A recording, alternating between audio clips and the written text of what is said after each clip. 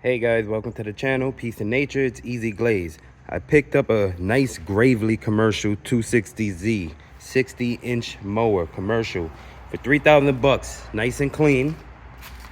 Nice and clean. I love this feature here. Let's take these snaps off. 1, 2. Check this out. It's like a roller coaster bar. Bam! Look at that. She's real clean.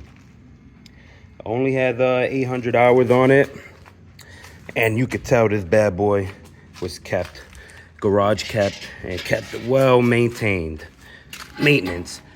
Dual tank, 1 and 2. Hydraulic system. We got the step here. And a airlift seat. Very nice and comfortable. All right, and then most importantly, this was confusing me. So I got another 0 turn over there, and for the deck, it's just a handle, right? This thing here, check it out, guys. What you want to do is you want to put your foot on the pedal here. You're going to take the pin out here. Well, put some pressure on the pedal. Take the pin out.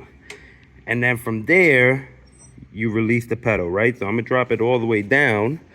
And then that's pretty much to the lowest, right? That's 1.